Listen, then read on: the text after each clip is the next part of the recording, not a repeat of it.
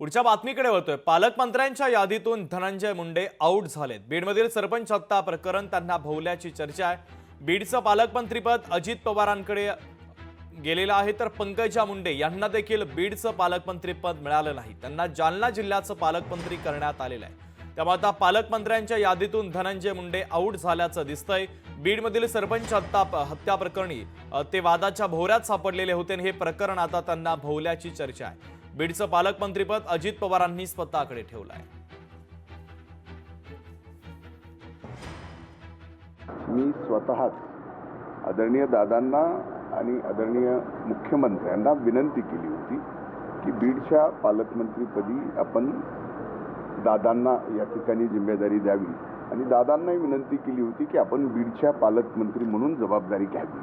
म्हणजे एकूणच पुणे जिल्ह्याचा तसा विकास झाला तसा बीडचाही या ठिकाणी दादांकडे जबाबदारी असल्यामुळे उपमुख्यमंत्री असल्यामुळे अधिकचा होईल ही एक भावना आणि सध्याची जी परिस्थिती आहे त्या परिस्थितीमध्ये आपण ही जबाबदारी घेतली नाही पाहिजे, ती दादांकडे दिली पाहिजे। पालकमंत्रीची यादी काल जाहीर झाली आणि अजित पवार साहेबांना पुणे आणि बीड 2 जिल्हे दिले गेले आहे। असे अनेक लोकांना 2 जिल्हे दिले गेले आहेत। बावनकुळे साहेबांच्याकडेही नागपूर आणि अमरावतीची जबाबदारी आहे आणि सध्या बीडमध्ये जे काही परिस्थिती आहे त्यामुळे काही दिवस तरी अजितदादांनी तिथे राहावं या मानसिकतेचे आम्ही पण आहो आणि त्यामध्ये काय हरकत नाही। काय ते त्यांनी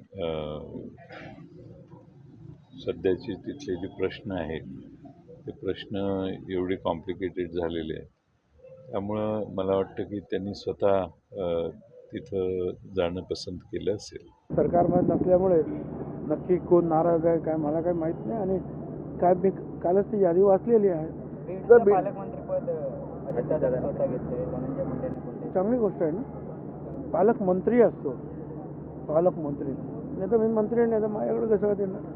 सैफ अली खानवरती त्याच्यामुळे आपला महाराष्ट्र अख्खा देश हेच आपलं कार्यक्षेत्र आहे। धनंजय मुंडे आणि अजित पवारांच्या सहकार्याने सांगून सुद्धा त्यांची मागणी मारून अजितदादांनी त्यावेळेला सुद्धा बंडखोरी केली होती, हे आता सिद्ध झालेलं आहे।